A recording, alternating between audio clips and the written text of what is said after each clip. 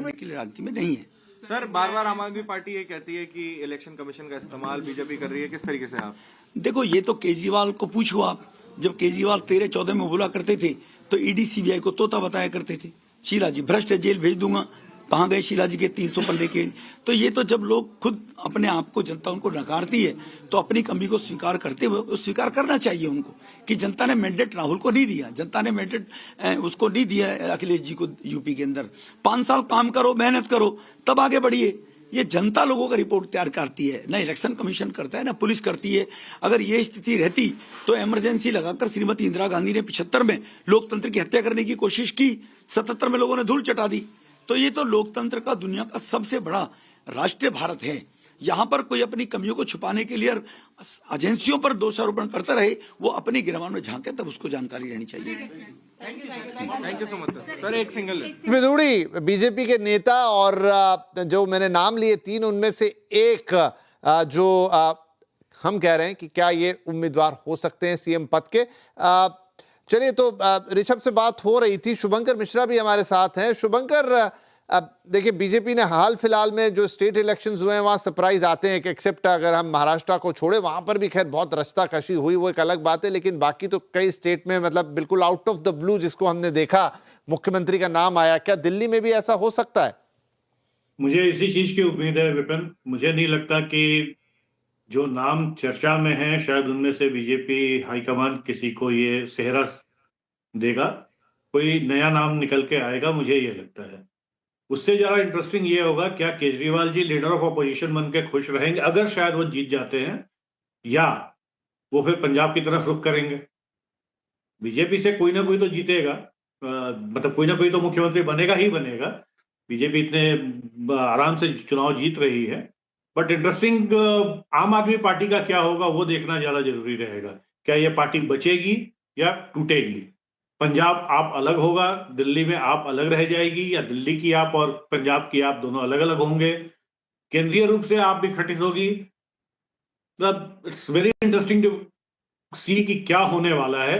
अगले कुछ दिन बड़े मजेदार होंगे कि आम आदमी पार्टी के अंदर क्या क्या तमाशा होगा।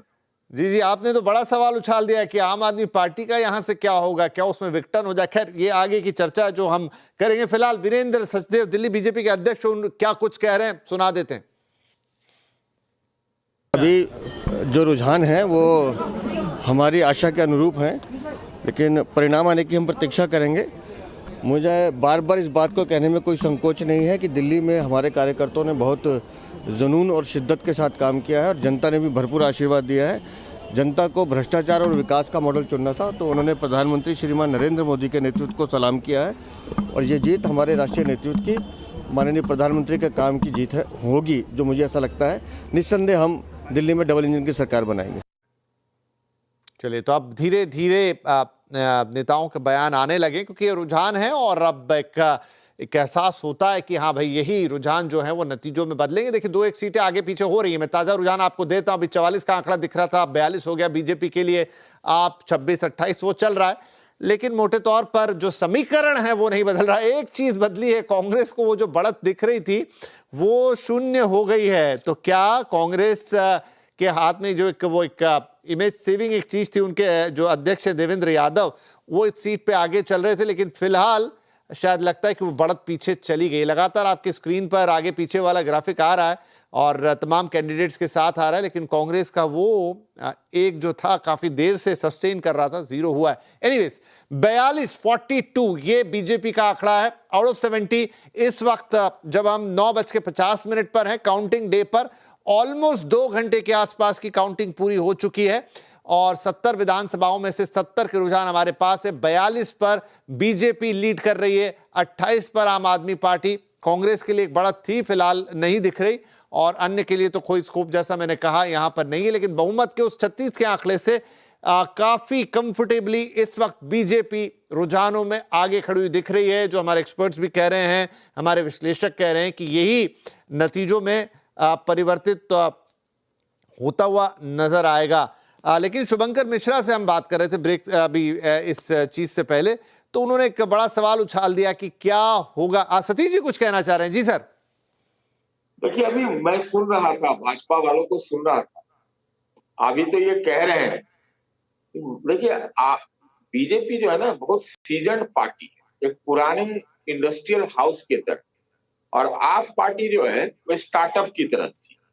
तो स्टार्टअप जो है शुरू में तो बड़ा स्टार्ट बढ़िया करती है, बीच में थोड़ा लड़खड़ाती है। अभी से अब उसकी आगे की बात की अलग हो जाएंगे, वो अलग हो जाएंगे, वो अभी वो बात नहीं है। मुद्दा देखिए क्या था। भारतीय जनता पार्टी यहाँ पर डिसीजन लेके चुनाव लड़ने में आई। हालांकि वो कुछ मुद्दे नहीं उठाई, मैं आपको बता दूं, ये पिछले 1.5-2 महीने के ही मुद्दे हैं। मुद्दे तो उनसे ज्यादा कांग्रेस पार्टी ने वो उठाया। लेकिन कांग्रेस पार्टी को हम लोग सब लोग जानते हैं कि वो एकदम लगता है जैसे एक 1 सेंचुरी ओल्ड जो है वो इंडस्ट्रियल हाउस जैसा है। वो चुनाव लड़ी नहीं लड़ी, किससे लड़ी, किस विषय पे लड़ी, क्या की इस पूरे चुनाव में पता नहीं है। लेकिन क्या होता है कि कहते हैं ना कि मरा हुआ हाथी भी कुछ, इसका एक कहावत है। तो उसने एक प्रभाव तो दिल्ली में डाल दिया। अब क्या है कि अब आप से ज्यादा भारतीय जनता पार्टी ये सोच रही कि अब ये तो कांग्रेस जो है किसी न किसी तरह से खड़ी हो गई दिल्ली। भले वो खड़ा होने लायक नहीं थी, लेकिन खड़ी हो गई है। तो मैं समझता हूं कि राष्ट्रीय राजनीति के परिदृश्य में इस चुनाव का नतीजा मेरे लिए ज्यादा महत्वपूर्ण है, दिल्ली के रूप में नहीं है। दिल्ली की जनता पूरा इतिहास में देखिएगा वेव में वोट करती है, वेव। तो ये परसेंटेज का बात, कितना परसेंट था, इतनी सीटें थी, वो ज्यादा मैटर नहीं करती है। जब आप पार्टी भी पहली बार 28 लेके आई थी, तो एक नई नवेली दुल्हन की तरह उसको भी वेव में ही 28 सीटें मिली थी, जबकि उनका कोई संगठन वगैरह नहीं था। कांग्रेस को सोचने का ज्यादा है कि आज मेरे विचार से ये चुनाव जो है, आज अगर कांग्रेस पार्टी पहले बढ़िया से अपना दम थम लगा के लड़ती जैसा थी 15 साल से शीला दीक्षित में, तो फिर ये चुनाव जो है बीजेपी बनाम कांग्रेस पार्टी होती। लेकिन अन्ना के 2 बाई प्रोडक्ट जो थे, केजरीवाल और भारतीय जनता पार्टी, उन्हीं के बीच में दिल्ली की सत्ता रह गई। ये कांग्रेस वालों को सोचने का है। भले उन्होंने सत्ता परिवर्तन में एक भूमिका, अगर महत्वपूर्ण भूमिका नहीं, एक भूमिका अगर निभाई हो तो।